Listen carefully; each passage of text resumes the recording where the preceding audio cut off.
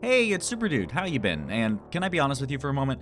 I've been trying to make a real serious video recently, like make something good, something artful. But then I wanted to try some of the games I got over the Steam Spring Sale, and I decided randomly to start with Receiver 2, and I straight up did not play anything else that I got.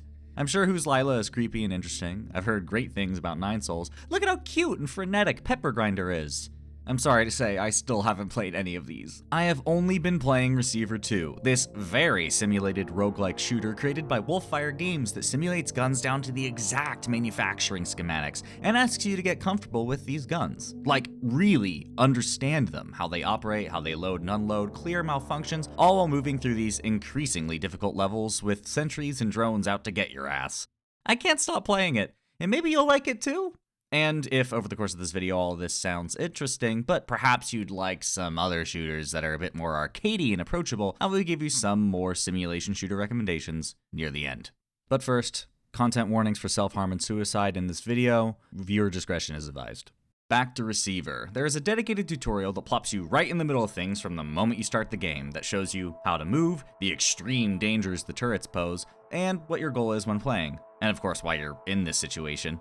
There's talk of the mine kill and the threat, but these words don't mean anything to us yet. But we are told the mine kill likely erased our memories, so that's probably why we don't remember. You are then thrust into the first real level of Receiver 2, and what the full game is. You move around these strangely connected spaces, rooftops, hospital wings, and apartments that don't make any logical sense. There's a dreamlike quality to the way these building blocks are constructed, but you must move through these areas on your quest to find 5 tapes containing information passed down by other receivers. To aid you in your search, you will hear a chant when near the tapes, which, FYI, is sung by Oyanga Bold, which I really enjoyed, and she has a really prolific body of work.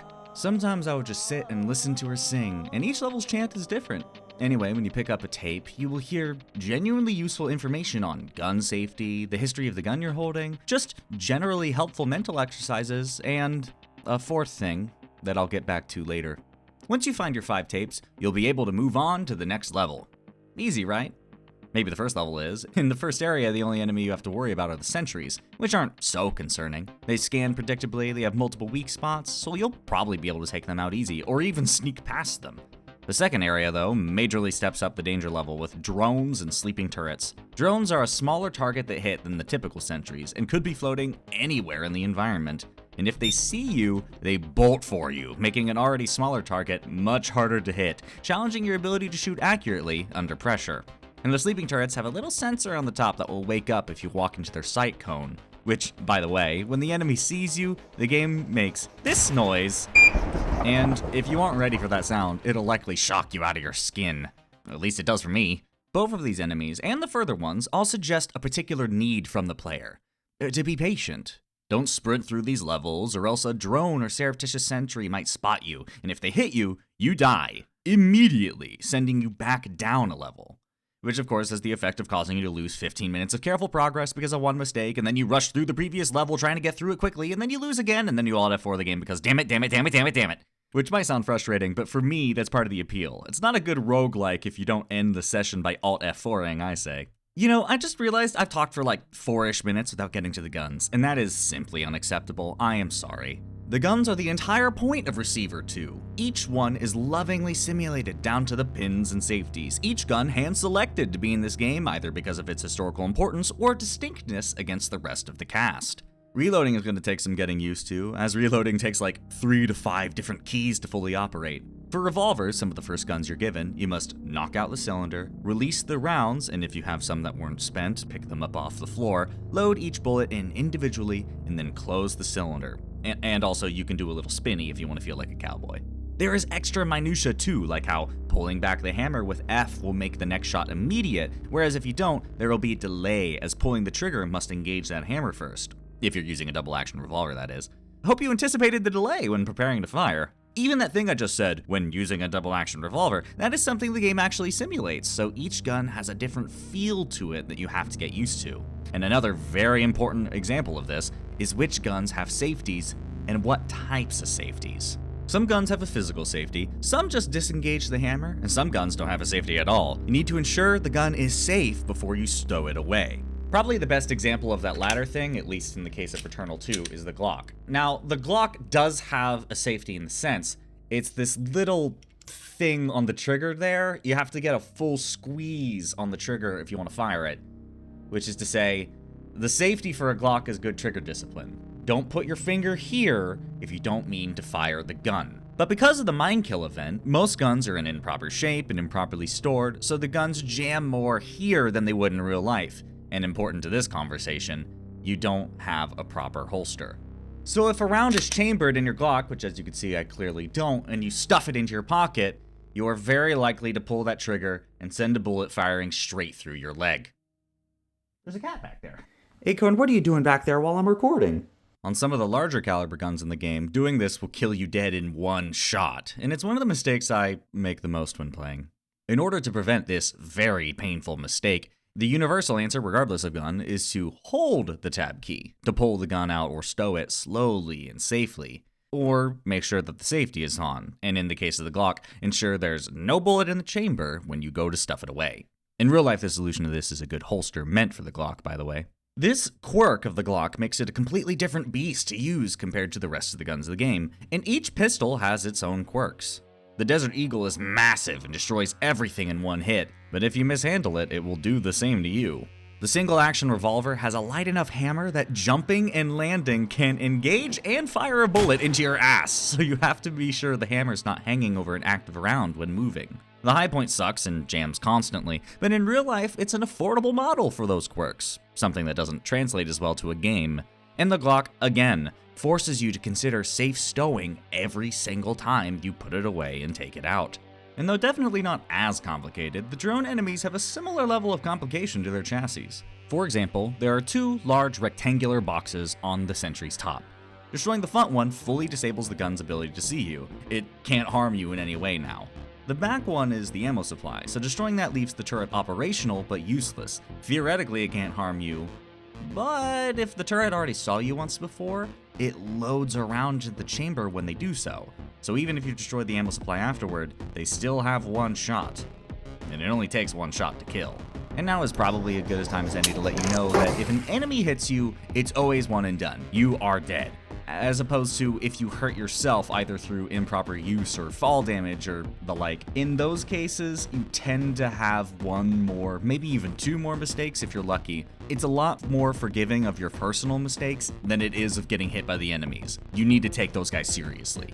Hopefully by now I've impressed upon you the density of Receiver 2 simulation. The turrets are heavily simulated, and the guns even more so, suggesting you make your decisions with precision and care. Think fast, act with purpose. And you know, if that's all this game was, I would still love it, but there is a lot that Receiver's doing narratively that supplements the developer's ultimate goal. It's like I was saying in my Backpack Hero video, I really like games that try to fully explore a singular design idea. In Backpack Hero, that's making the whole game about inventory management, I should re-download Backpack Hero. And for Receiver 2, interestingly enough, it's all about mental health. The main antagonist of this game, the threat, doesn't actually physically appear at any point. It's more a force of nature that is trying to control you mentally. You'll hear it be said at the beginning of each and every run. The media is a threat. Talking about how the media has slowly corrupted our minds, coerced us into letting the threat in. So what does the threat do exactly? It causes you to doubt yourself, become paranoid and push others away, fall into spirals of self-doubt and anxiety. And in the worst cases, well, the game illustrates this best actually. Certain tapes aren't actually made by the receivers, but are decoys from the threat, and these are recordings of people reading suicide notes. When you hear this, your character will be taken over by the threat and turn the gun inward. Receiver 2 may be extremely meticulous about their gun models, but that doesn't mean they idolize them. Handguns are tools of self-defense. The purpose of any gun is to deter or kill if needed, and that's a heavy topic which the game doesn't shy away from.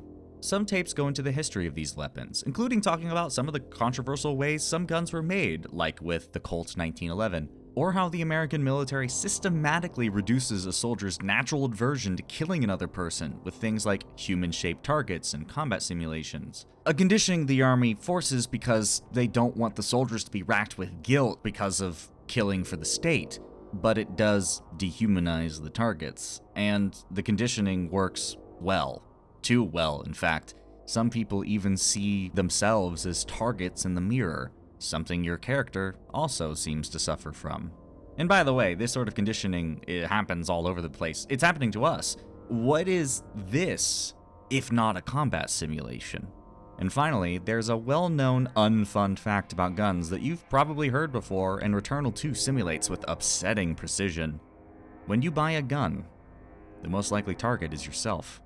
Wolfire Games doesn't shy away from these things, because these are truths we must face when it comes to owning a gun.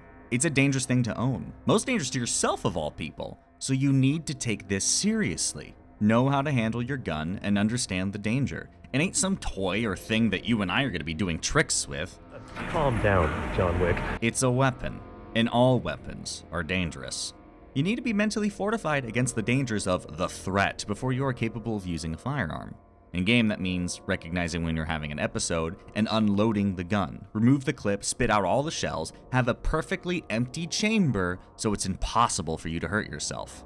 And in real life, well, literally the exact same procedure. Recognize when you're having an episode and get that gun away from yourself. Give it to a family member or pawn it if you must. Seek help and try to get a hold of those negative thoughts. If you survive the threat in-game, it is always followed by a tape discussing what happened to the person who wrote that note. They didn't go through with it. Some of them found help, some found purpose, and some were saved against their will, but each of them got better thanks to the help of others, and practicing wellness exercises. This is far and away the most impactful thing in the game to me, and even though it's extremely heavy, I'm glad it's here. So many games are about guns, but few of them actually deal with the reality of firearms, how careful we should be with them, how to use them effectively, and how to manage the most dangerous aspect of guns, the danger they pose to you by you. With this, the focus on mental health becomes clear. If the most dangerous aspects of gun ownership is the danger you pose to yourself, giving you the tools to understand your emotions and work through them are crucial.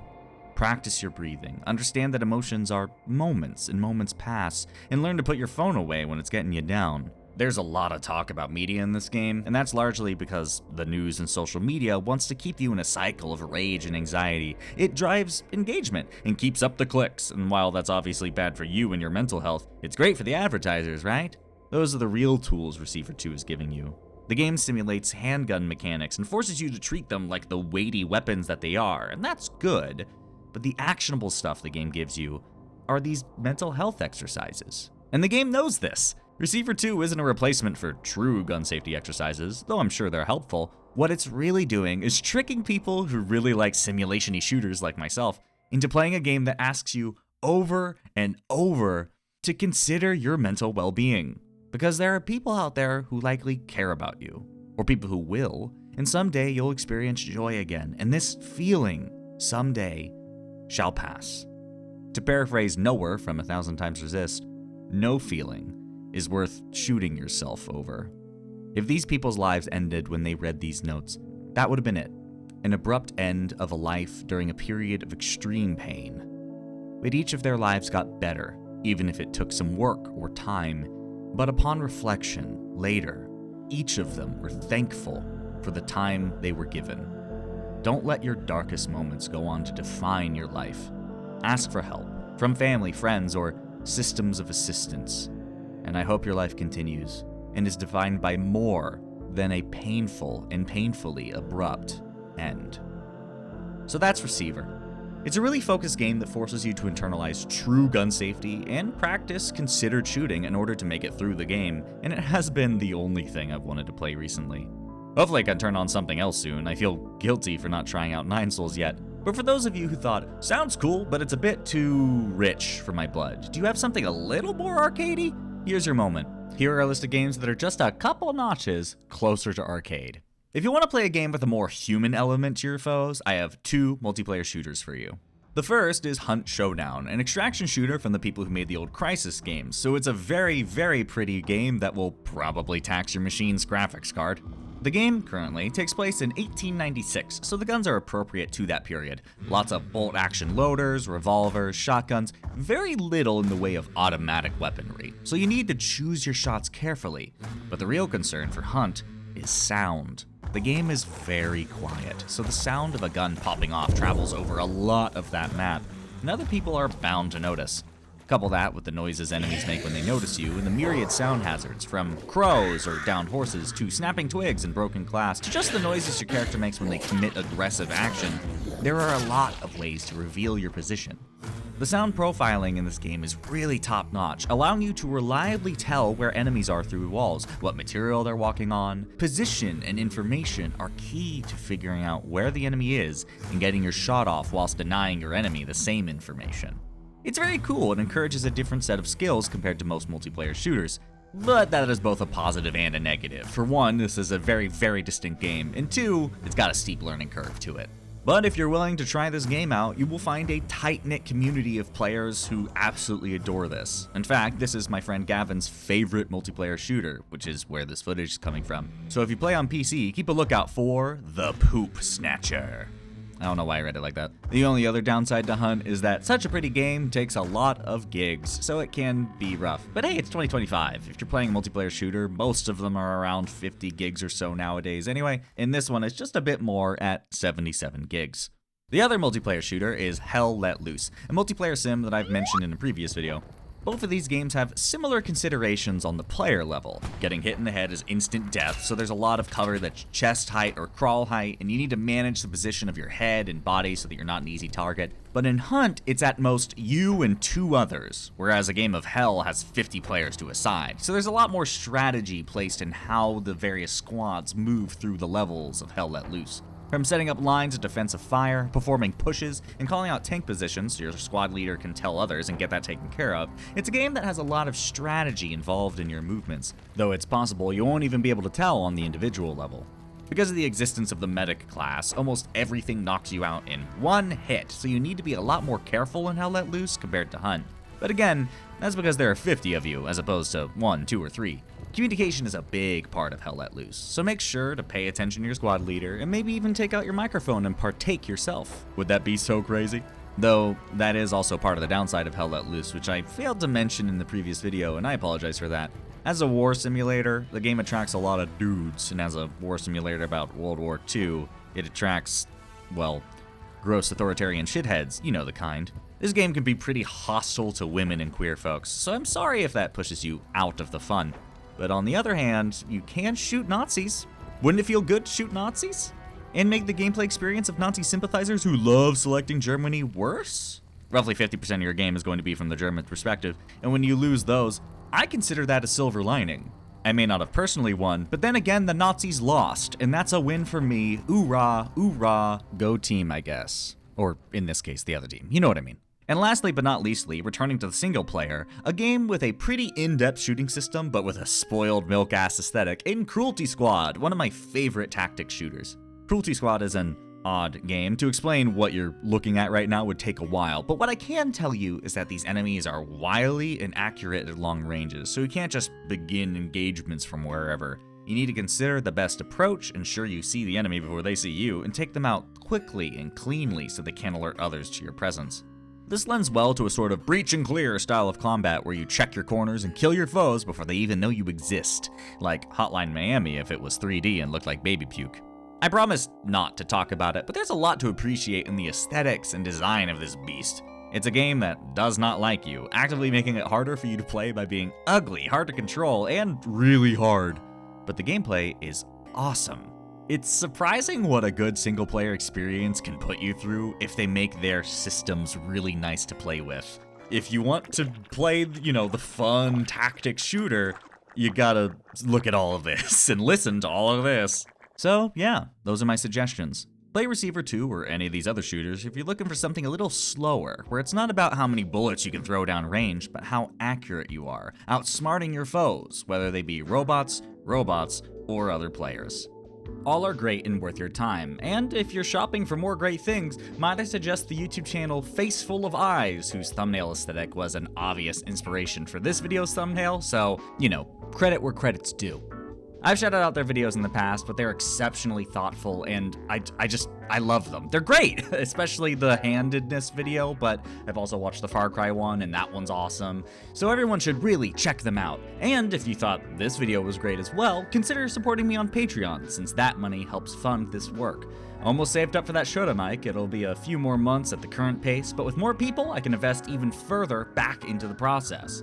Regardless, to my patrons, I thank you endlessly for your support. It's so nice to see that people appreciate what I do here and help me to continue doing so. But that's everything, so I guess I'll see you on the next one. I'm Super Dude. Thanks for watching.